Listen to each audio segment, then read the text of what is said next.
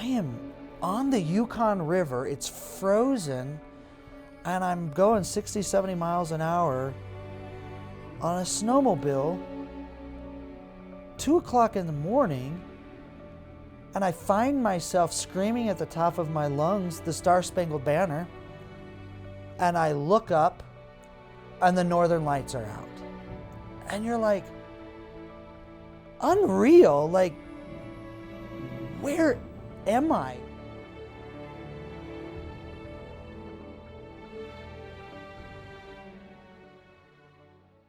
So as I was approaching 40 and trying to figure out what I wanted to do, I wanted to do something difficult. And my benchmark for me was I wanted to do something that deep, deep down in me, I believed I couldn't do. I'm always going to tell myself I can, and I'm always going to work as hard as I can to accomplish it. But when you're actually honest with yourself, you're like, this should never happen, right? And I had 2 ideas. It boiled down to Iron Dog. This is probably the toughest endurance race in the world. You're battling against 50, 60 below zero, whiteout conditions. You're out there in the middle of nowhere. There's checkpoints you could be 100 miles from, and you're out there in the elements. If it's snowing, if it's blowing, if it's raining, if it's open water, we don't quit. We just go. You're traveling across the state of Alaska and back in a week.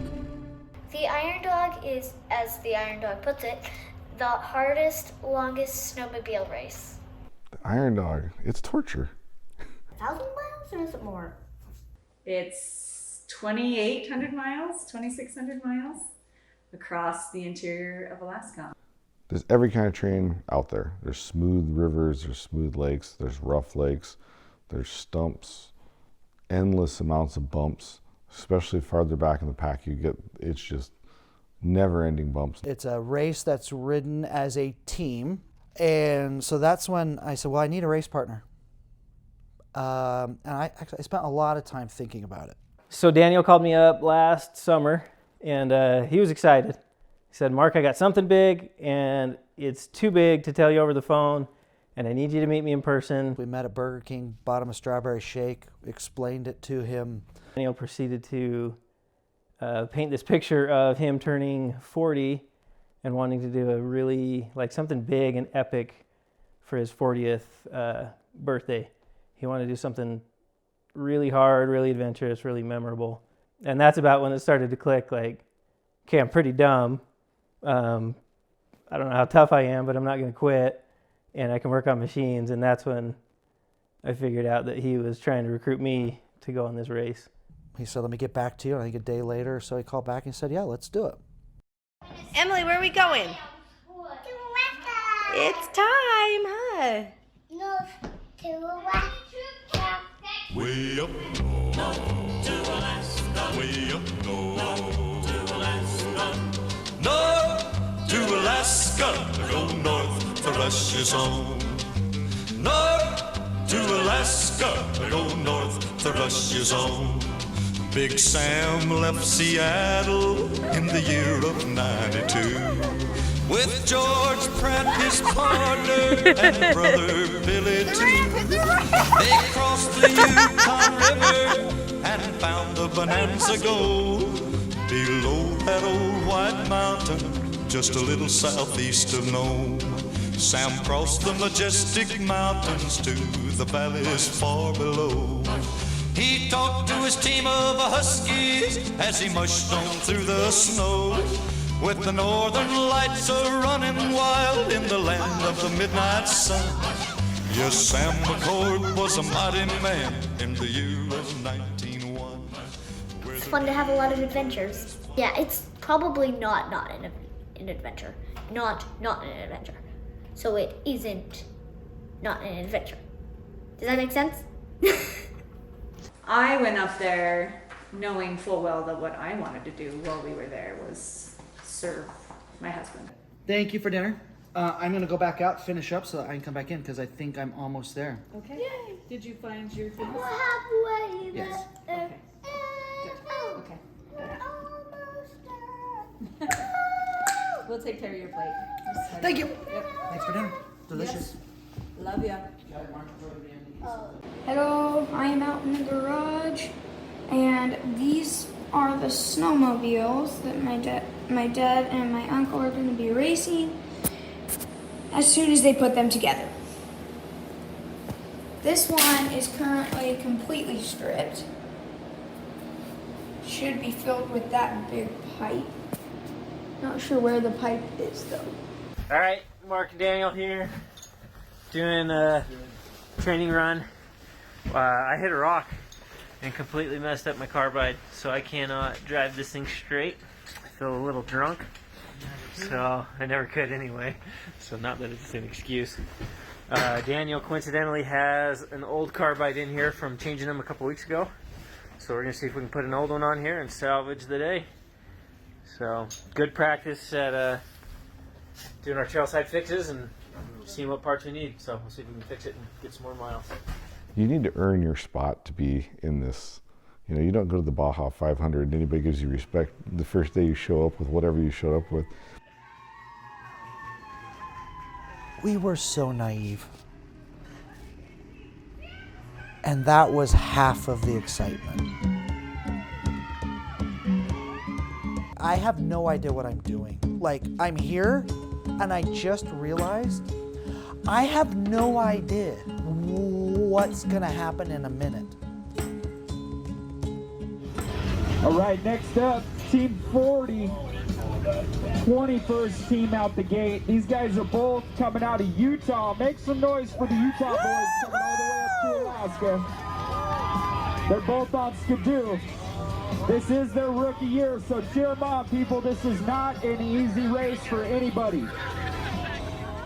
I think our big thing was like, just don't blow it on the first day. And I'm thinking to myself, these guys aren't going to make it. They don't have a snowball's chance. 5, 4, 3, 2, 1, hit it!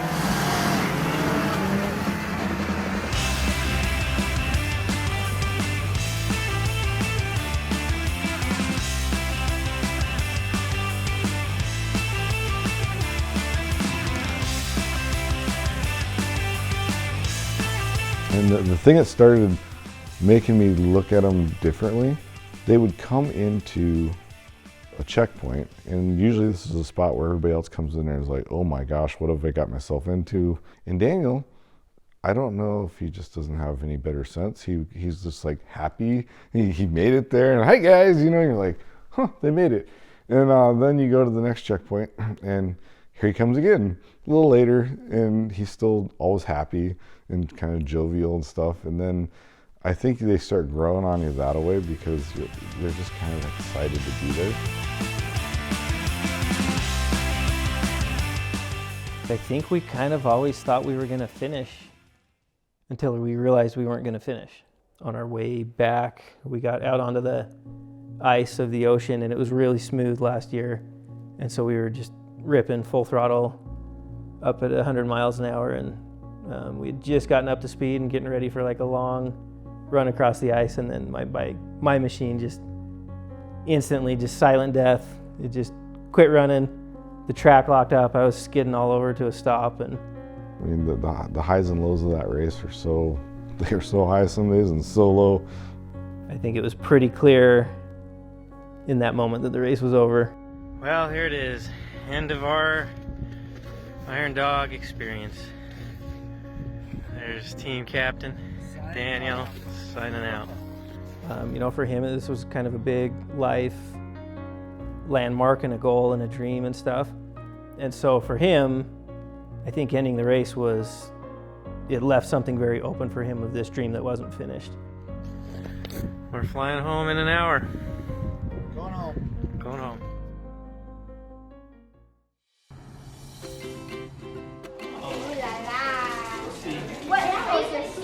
This is beef. This one's for Rick. So I'm just. We're about ready to hit submit to enter Iron Dog again. Why should we hit submit? Why not? It was awesome, and you need to do it again so that you can finish. I agree. You agree, Mark? Couldn't have said it better. Couldn't have said it better. It was awesome, and we need to finish. Are we ready? Let's do it. Okay, give us. She's ready. Give us a countdown from 5. 5, 4, 3, 2, 1. Here we go. There it is.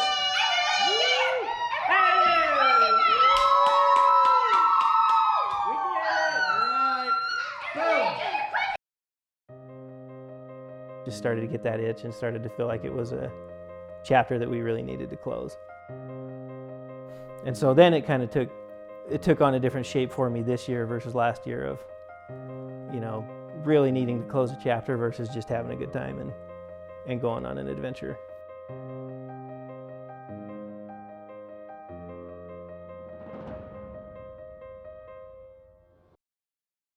Welcome to Iron Dog HQ. Okay, so we took 2 out. Yep. So I've got 2 here, and you've got 2 there. Right? 2 from each side. There's 4. Okay.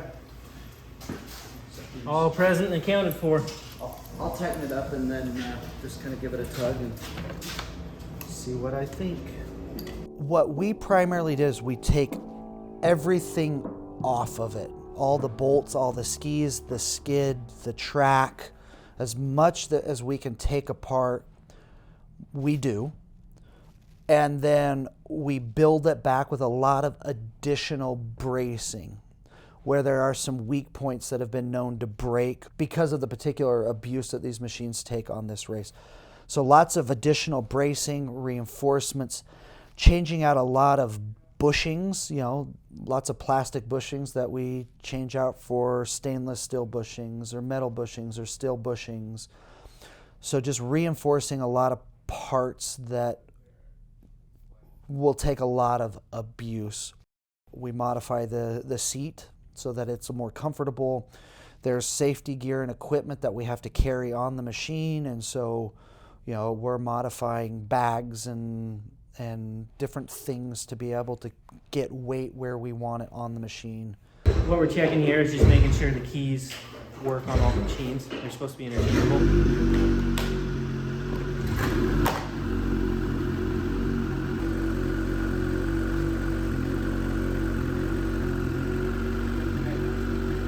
Those are yours. That one works on mine. I'll try this.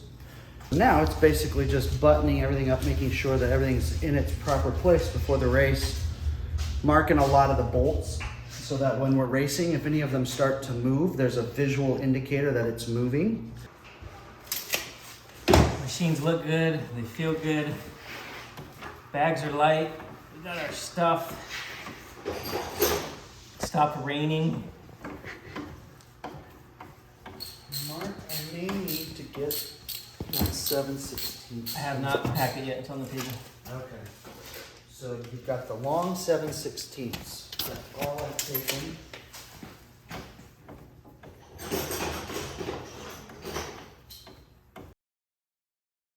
It's tech inspection day. So we're gonna look at the machines, make sure we got all the safety equipment.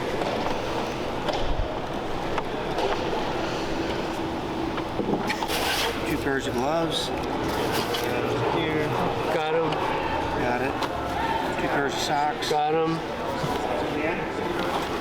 Shin guards. Here, got them. For the next 10 days, we're rookies. Yep. Then we become veterans. What happens when you're a veteran? You don't sign up again. You walk away. See you in the morning, race morning. You ready? Thank you. We'll see you in the morning. Hi, Daddy. Good luck in your race. I love you.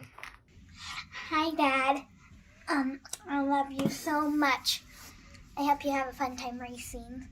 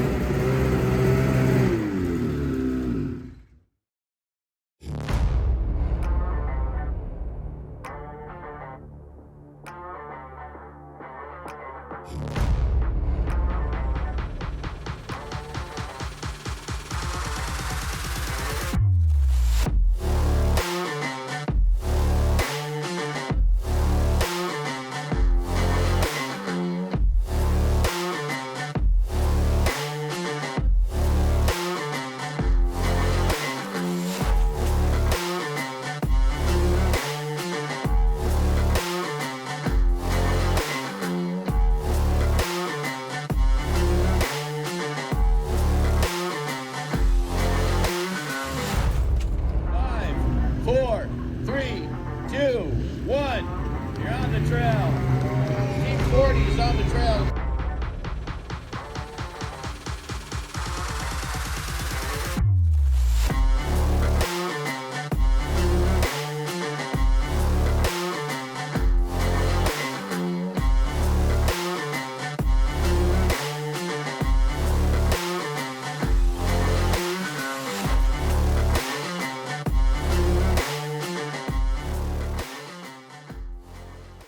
Two miles into the race, it was apparent that something was wrong. There is one individual in particular that was in the throes of our mid-race challenges, and that was Stan James. And his ability to be there for us and where he was, in what role he was there for us, was by divine accident. He had had a dream to run the expedition class of Iron Dog with a boyhood friend. So in the trail class runs from Big Lake or Wasilla to Nome. And I had this really brilliant idea that we were going to take a machine that was not made for doing Iron Dog, and we were going to turn it into an Iron Dog race sled. And we actually had everything dialed in really well. And then, kind of a freak thing, the suspension, one of the arms broke in the rear suspension, went down through the track and flayed the track right in half. So there we sat 55 miles in with the track split in half going, now what? So the night I got back, they were doing their drawing banquet. And that was a pretty low night. I think I'm walking in like, I don't know what to do. This sucks. Everything about it sucks. I don't know when it kind of clicked. He decided that he was going to take his pilot, Adrian, and run air support for Mark and I and our team in our race. Once I had my mind wrapped around it, decided, okay, I'm a support crew. That part was easy. So he jumped on the plane with Adrian, and so they were our support crew and our chase team, and they were just really kind of bobbed along with us and tried to meet us where they could to offer parts and whatever else we needed. We flew to Skwitna not knowing if we would be able to land at Skwitna. And when we got there, it had a giant hole in the sky. We were just able to come right down to the runway. Everything was good. And expecting to see them come in and fly right out. Keep running, do not shut it off. Just pump yourself, you pump up, don't have long man shut off. And I was kind of in this whole jolly, hey guys, let's go and all this. And then it turned to immediate, you go back to the mechanic mode. What do you need, man? So I have my suspensions on the ground the whole since the lake. Okay, flip it over. I have no back end and I have no brake. No brake? No brake at all. Okay, I can't touch it, but I can look. There, bolts are good. Crank that knob up. Go. Let's go up with this. You guys got your belt tool? I'll grab it. Take that tool out of your thing, Daniel. I have nothing. I've been on the ground the whole time. Fix those. My spine is done. Okay. Take it all the way to 5. I got nothing. Don't go 5. Go to 4. 4 or something. Should fit. There you go. One more. That's 3.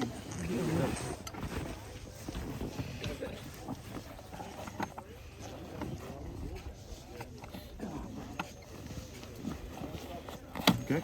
You gotta do the other side. Flip the thing back over because we don't want to check the brake. That looks good. You should be able to get that from right there. You're losing.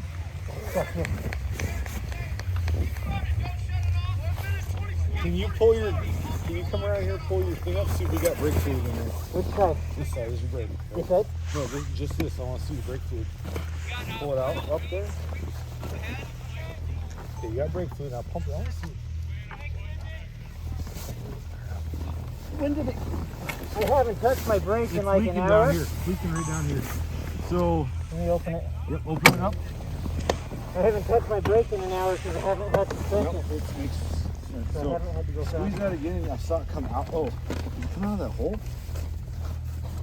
Hold on just a second. Squeeze it. See, I saw it coming out. Yeah, it's coming out of this hole. Where? You lost your brake bleeder now. I ran over, there was a Skidoo sitting off to the side. I asked whose sled is that? Somebody volunteered the parts off. We took the bleeder nut off, grabbed brake fluid, got the bleeder nut back on there.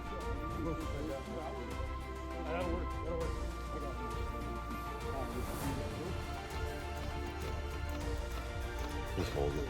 Oh, there it is. I'm feeling it. Yep, good, good. There we go. Good, good, good. On the bar. And You not just keep holding it and then let it go there right it to the goes. bar. I felt that. Yep, that's what we want. So there. Hopefully she's back now. So we have to go through Shell Lake. Yeah, we'll go Shell Lake, but then that trail. It was a little disappointing for me on the machine, just knowing that like we're in the first hour and already off the pace, and just kind of knowing, like foreshadowing that the suspension was going to be an issue the whole time.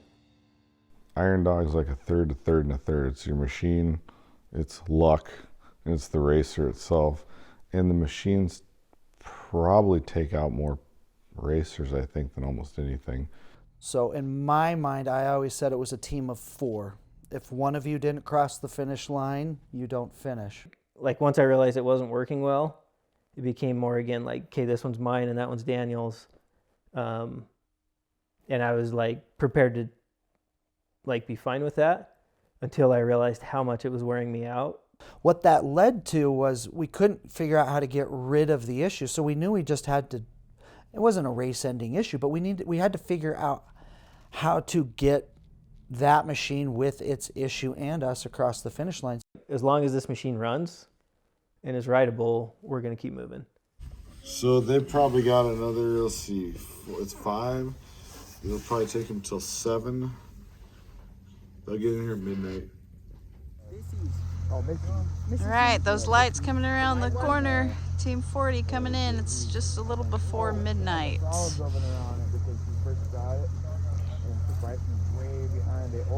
Here they come on in.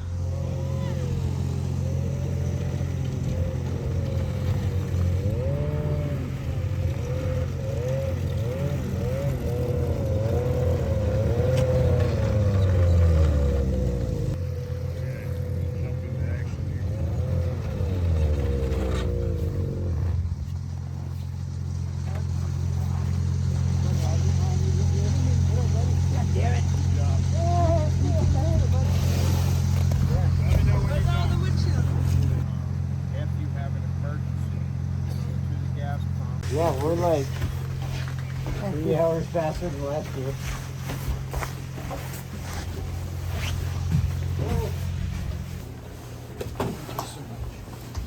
If I never have to go back to Nikolai in my life, I'll be happy.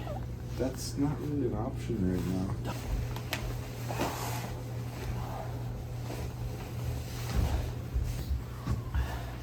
Dude, that was a good day. So much better than last year. This is a solid ride.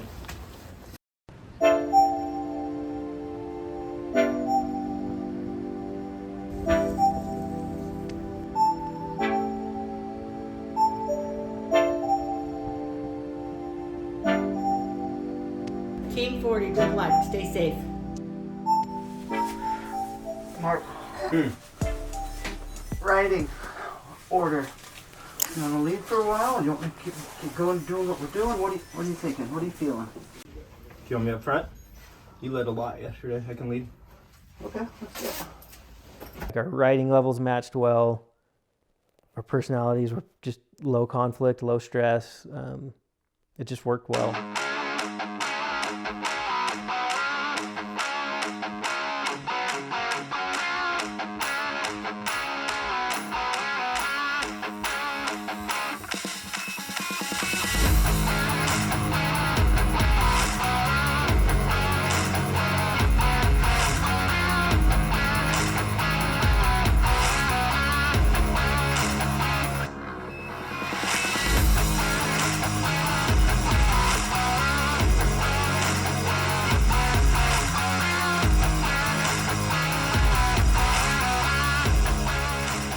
They're very different riders. For Daniel, it seemed like he would just jump on whatever and pin the throttle and see what happens. I kind of think that Mark maybe might be a little more in tune with listening to the machine and understand it. Daniel just wants to ride the wheels off it and have fun. It's not that hard to ride, but it's hard to ride for 2,600 miles. And to make all the choices, like layovers and stuff. That's the real strategy.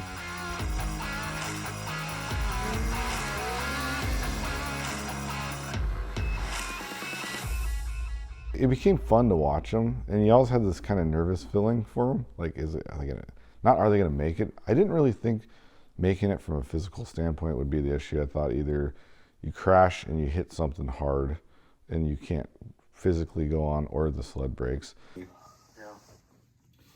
Okay, we'll ride smart. It shouldn't be cold. Don't overheat. I don't think anything else. We'll see you at the next spot. If it's really, really warm and we're sitting around, nothing to do, and the weather's perfect, we might come up and see you guys, but we get stuck if we do, so that's what we're watching. There were many times along that trail where we needed help, and maybe he wasn't physically there, but he was an advocate that was out there, not just back at the start, but out there with us, that could help us organize things. 13:40. Okay. Probably be about midnight, 2 a.m. Here's the boys on the map. Oh, good, they are moving. 17 miles. A lot of people were going a lot. 24.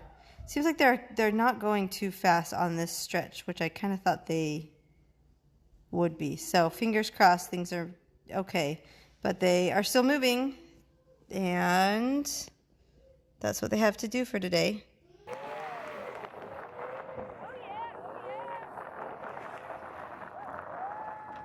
When you get to Nome, they call it the halfway, but you're a third. You come into a checkpoint and somebody just says, "Hey, you guys are doing great. Like, keep it up."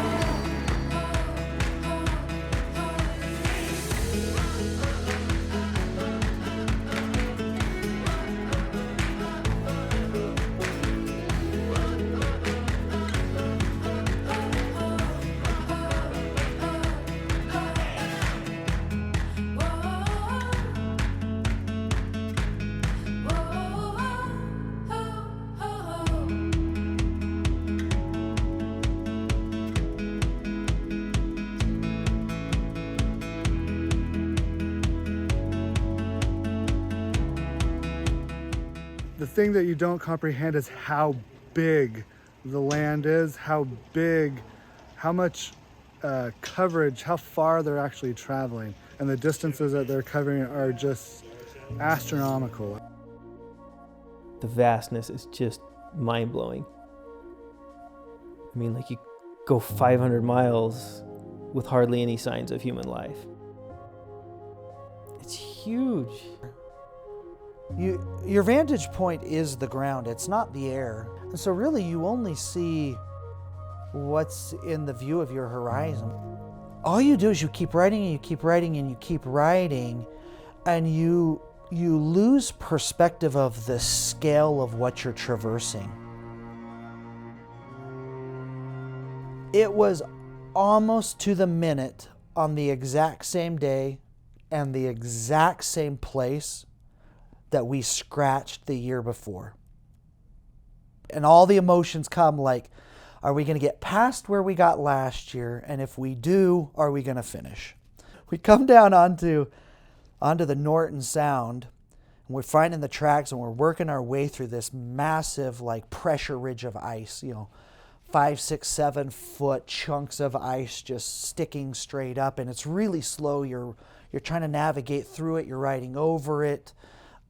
Just trying to find a path through this pressure ridge of ice. And we get on the other side of it, and it finally starts to smooth out a little bit. So we're picking up speed. It's dark. I look up, and all of a sudden, everything in my lights is black, not white. All I am seeing in my lights is just water. I will always have a memory, and I don't know how long it was, but that little ride over the open water on the Norton Sound at night. There's a section between Ruby and Poor Man where you come up off the Yukon River, you kind of climb up into the mountains. And there was a section of trail where I think Mark put it best. He said, we just ran out of talent. The wind was blowing really hard and had drifted over the trail. So you could kind of see where the trail was, but you kind of couldn't. And it was just like dead center to where if you tried to ride on top of the snowdrift, your one ski would be past the edge of the broken trail. And it's like the abyss once you get off the trail. It's like bottomless powder and it just sucks you in. And that was like, what is happening? They'd go like a very short distance and then they'd stop for hours. And they just stopped forever and ever and ever. And then you start thinking, well, now what? Now what's happening? It's hard not to know. One of us would get stuck and we would spend 20 to 30 minutes getting unstuck and we'd get stuck again. And every time you get stuck, it's just completely demoralizing because it's incredibly exhausting to get unstuck. You got to take a 500-pound snow machine and basically figure out how to lift it back up out of the snow. That was a total breaking point emotionally. You know, you're like 2-3 days into like not sleeping now. I don't know if we make it out of here. We need help. And we said a little prayer, lots of tears and lots of emotion. That trail's got to change. God, I don't know what you want to do, but I don't know if we know how to make it change. For probably the next 30 minutes, we struggled to keep moving that 100 yards. We got to where the trail turned, and it was a completely different trail. There were times when Mark had to help me keep going. And there were times I had to help Mark keep going. And there were lots of times we had to help the machine keep going. But I also felt like my role a lot was support for him, like wingman. All right, it's Friday night, a little after 9 o'clock, and we are at McGrath. The boys are, last I checked, we're 8 miles out, so they should be here soon. And of course, like 5 minutes from McGrath, again, same deal, like there was a whole bunch of whoops, and you could just feel like, I could feel like the metal on metal again, like every time that the suspension was hitting, and then I just hit one bump, and there wasn't the metal, like I just felt everything just collapse, like to the ground.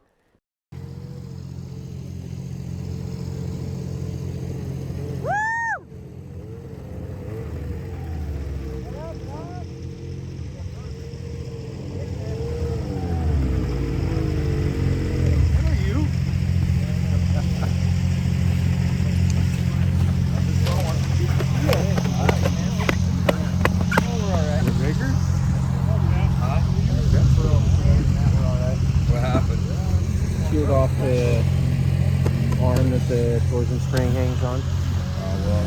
How did I do that?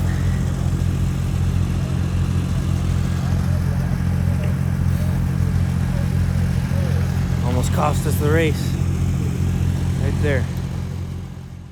At that point, we'd had maybe 3 hours of sleep in the last 3 days, and we were just exhausted, emotionally, mentally. The machines were tired. Today was a long day. Just exhausted.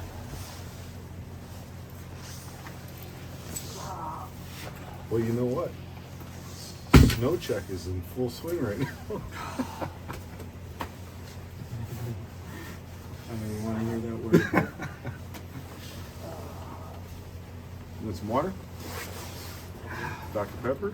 Those are things that you don't know until you're a racer, that like when you hit a checkpoint, oh, I know they're going to be thirsty. It's like being the water boy. At least he gets to be a part and sit on the bench with the team, you know? Nobody else knows what you went through on Iron Dog to finish an Iron Dog except for another Iron Dogger. Absolutely, you can never explain it.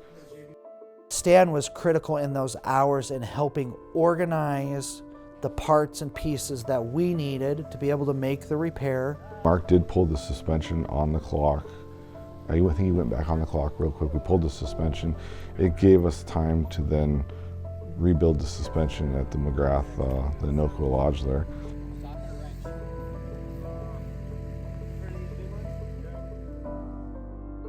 Yeah, we're gonna make it. There's no way we don't make it now.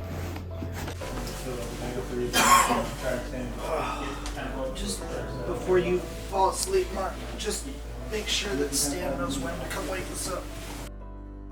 I really wanted to see him get to the finish line. Whereas I had it in my head that they're finishing, right? No doubt. He had it in his head that I am getting them across this line.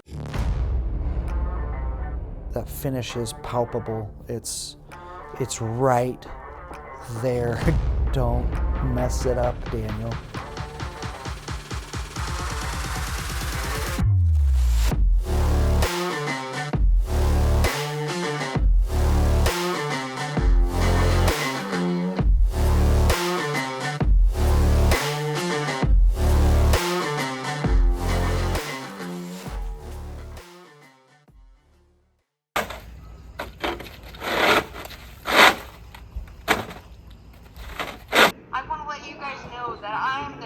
I am their biggest fan. Thank you guys.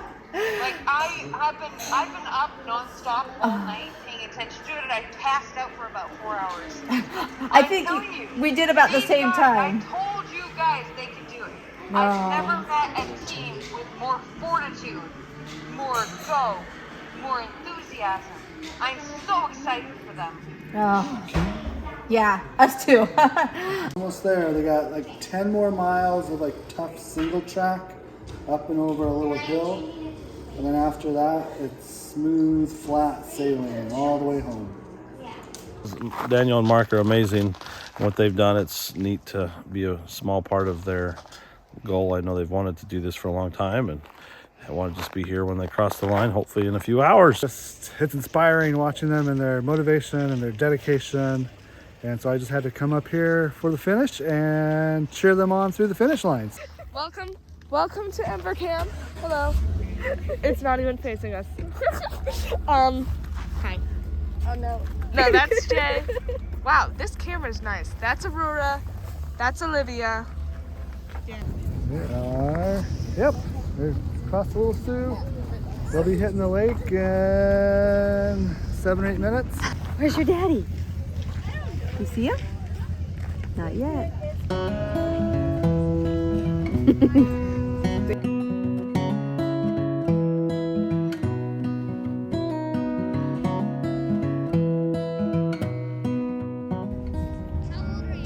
Now you got me put it in words. I don't know what to say.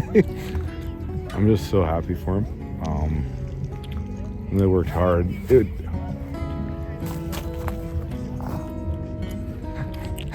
It's more about, you set out to do this stuff, the stuff that you build friendships, and I guess that's what the whole thing's about.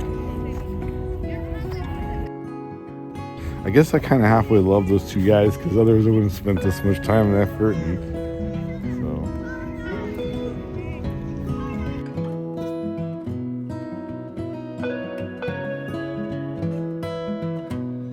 so That's them.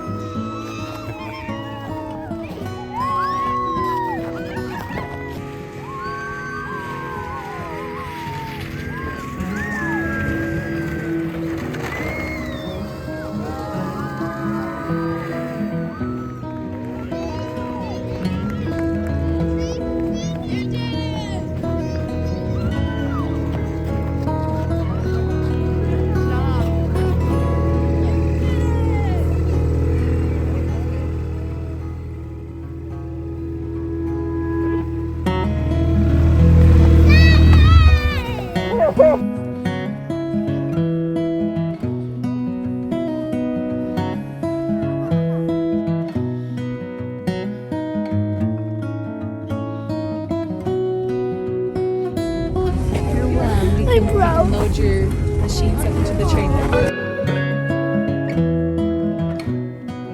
There was nobody else I wanted to finish with and become a veteran than right there next to Mark. Giving me the opportunity, for trusting in me to join him in something that was so special to him.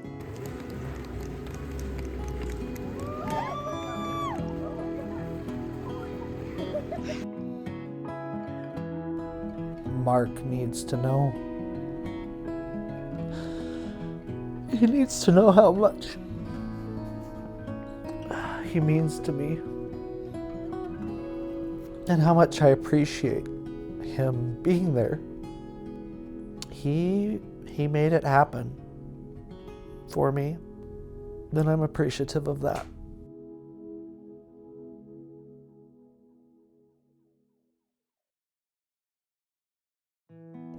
I am an Iron Dog veteran. I am an Iron Dog veteran.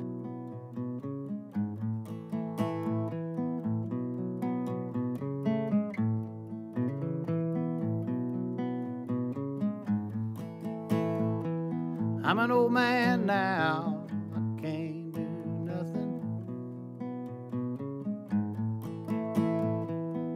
Young folks don't pay me no mind. But in my day, I sure was something. Before I felt the heavy hand of time.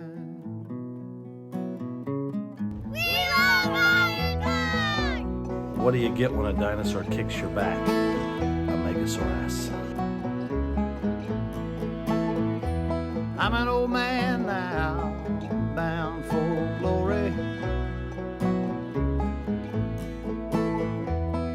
Time to lay these burdens down. Whoa, I literally just got that! Had enough of this old world worry. This is a low-budget movie we're building here. Hey! I don't trade my troubles for a crowd. I will make my way across the fields of cotton and wade through muddy waters one last time. Mark, I'm 38, I feel 12, and I like to go fast. When I reach the other side, west of where the sun sets, where rainbows never die. When I set out to do something hard, I didn't do something hard to tell somebody I did something hard. I set out to do something hard so that I could tell myself I can do hard things.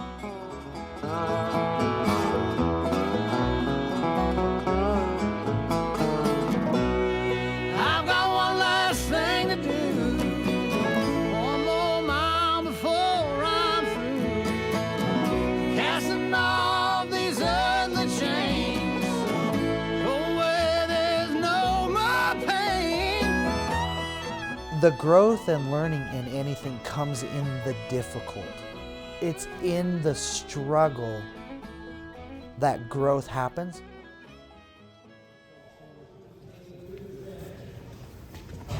Team 40, the Yetis, Mark Nelson, Daniel. Good time. So boys, come up for Utah. Come up for Utah to run this race. It's the first fall in about 8 years.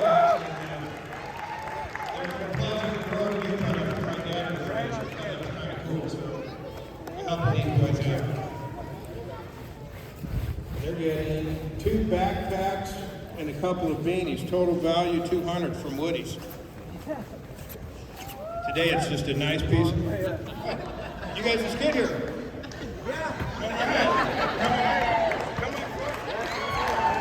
They're still dressed. They're ready to go again. So the capacity, somebody said they would be given around 7 o'clock tonight, so we left cots of you and decided. Don't put that dinner away. These boys are hungry over here. I didn't even hear what's the award. A couple of backpacks to get all your money home and some beanies. Right here from Woody's. Thank you guys. How do we earn this? Third fastest rookie team. Third fastest all rookie team to finish. We did it.